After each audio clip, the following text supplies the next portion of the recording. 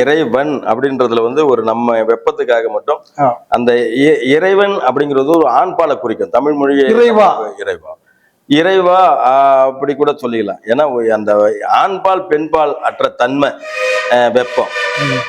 அதே சமயத்துல நீங்க ஆமா இப்படித்தான் கூப்பிட சொல்லணும், அதுவும் பிரச்சனை இல்லை. சொல்லுவாங்க. இன்னொன்னு சொல்லிடும் பாருங்க,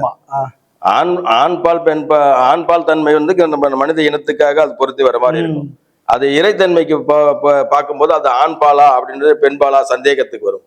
அப்ப நம்ம இறைவா நான் சொல்றது வந்து அது கான்செப்ட், அதுன்றது வந்து மரியாதை இல்லைன்னு சொல்லிட்டு இப்ப நம்ம இலக்கணத்துல அக்தினை குறிக்கும். அதனால அது மரியாதை இல்லாதது, அதை மரியாதைப்படுத்துறதுக்காக இறைவன்ற பேரை சொல்லலாம் அப்படிங்கிறது கிறிஸ்துவம் இது முஸ்லிம்கள் அந்த அந்த வார்த்தையை வாதாடி சொல்றாங்க.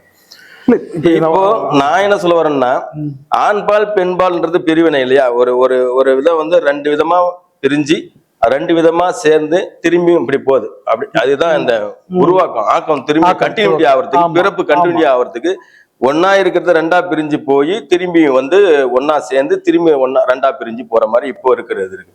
இப்ப அது எப்படி அடிப்படை? ஏன்னா எந்த ஒரு காரணம் இருந்தாலும் மூலத்திலிருந்து அடிப்படையானது தான் இங்க வர முடியும். இப்ப நீங்க பாருங்க, ஆண்பால் பெண்பால் நாம இங்க சொல்ற மாதிரி அங்க சூடு குளிர்ச்சியா இருக்கு. குளிர்ச்சிங்கிறது அங்க பெண்பால், சூடுங்கிறது அங்க ஆண்பால். சரிங்களா? அந்த ரெண்டும் சேர்ந்துதான் இத்தனை விதமா உருவாய் வருது. இன்னைக்கு இருக்கிற இந்த ஆண்பால் பெண்பால் அடிப்படையான எதுன்னு சொன்னா அங்க சூடும் குளிர்ச்சி தான். அப்ப எனக்கு அதுதான் சந்தேகம். அதனால நீங்க இப்படி வழிபாட்டாலும் ஓகே தான், அப்படி வழிபாட்டாலும் ஓகே தான். நம்ம வழிபாடுங்கிறது உணர்ந்து செய்யக்கூடிய ஒரு விஷயம்.